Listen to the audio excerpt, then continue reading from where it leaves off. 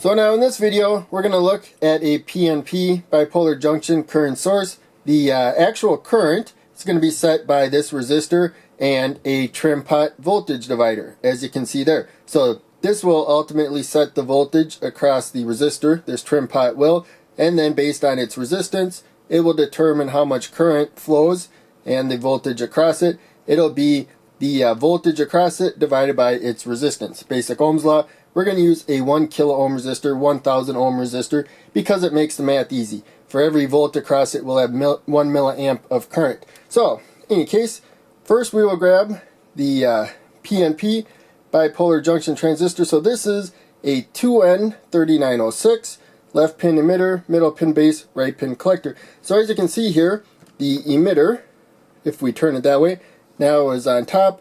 The base is in the middle, and then the collector on the bottom. So the emitter is the arrow. I can flip it over this way. Still, the emitter is on top. So we're going to put the base to that jumper right there. Now, the other end of the base, as you can see, is the trimpot. So we will move in a little bit. It's a voltage divider. The closer we turn the wiper towards the yellow jumper there, the higher the voltage it'll be. And then we turn it that way, the lower the voltage will be. So the wiper is that middle pin. We got the resistive element from that pin to that pin. And so we're going to put it in there. And so it's the halfway point right now.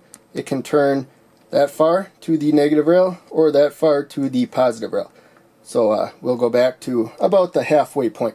Now, the only other part of the circuitry, other than what we want to power with, is the emitter resistor right there. So as I said before, 1000 ohm works really well. For each volt across it, you get 1/1000th of an amp, 1 milliamp. So we're connecting it now to the positive rail because it's a PNP bipolar junction transistor, and then coming up to the collector. So we'll take a closer look at that, and then we will grab the multimeter. So now we have the multimeter there. The probes of the multimeter, I clipped these alligator clips. They have wires that they are crimped onto like that. So I can put them wherever I want on the board. So the black one I'm going to put to the collector of the transistor and the resistor. We might as well zoom in and take a look at that. And so for the red probe here, the clip and jumper, which is also red, we're going to go to the positive rail. It's a direct connection to the resistor right there. Now we can zoom back. So the power supply already has 10 volts. We need to do one more thing though, I almost forgot, is we have to give it a load, even if it is a short circuit.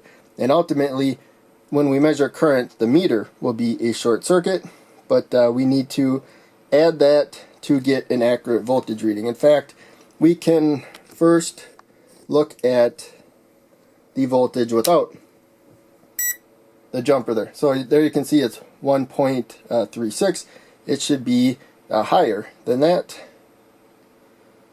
And we connect the jumper. There you can see it's about half of the supply voltage of 10 volts right now. So now this is more accurate. The trimpot is set about halfway. So we got to decide how much current we want. Since it's a 1 kilo ohm, 1000 ohm resistor, the voltage across it will be the current that it lets through, as long as the load isn't too demanding. So last time we did 2 and then kind of 4. Let's do 5 milliamps. Let's make this easy. So we'll put 5 volts across the resistor that we're measuring the voltage across, and you'll see here that we have about 5 milliamps of current flowing through there. There you can see the 5. So you can look at the power supply and get an idea of the current flowing through. In fact, we can go back and kind of shuffle this. I know the light is not in a good spot there, and not much I can do at the moment. So we'll just kind of quickly look. If I go more towards the positive rail, it goes down, and it's shadowing the voltage fairly well. So it's not completely accurate, but you can do that too. So let's get a little bit above 5 volts.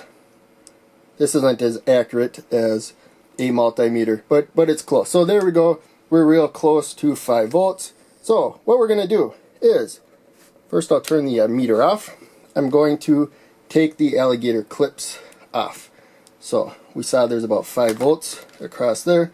This will be easier just to measure directly. We're going to set the meter, we can move this jumper to now. We already set the current to milliamps right there. Now we just measure it normally. So with this meter you don't have to move the probe measuring milliamps or voltage, it's the same spot, but some meters you may. So there you can see we got the number of milliamps, that was the number of voltages. So 5 and then just a speck more, 5 volts. Now we're going to start adding some series LEDs. So the anode goes to the transistor resistor. More positive side, let's take a look at the current. Should be exactly the same right there, and maybe just a tiny speck different, but for the most part we got the same amount of current. And then 10 volts will be able to light 2 just fine right there, and basically the exact same current.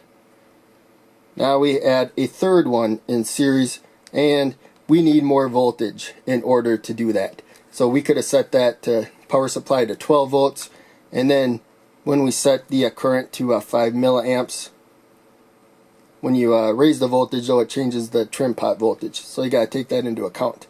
And then the diode drop. But this is my quick video series, so we're not going to cover all that. But there you can see we're falling a little short, but if we skip that LED, then we got 5 milliamps. We skip the other LED, 5 milliamps. We skip all the LEDs. We just short circuit basically the load side, the collector side of the transistor, which is okay. We got current limiting there.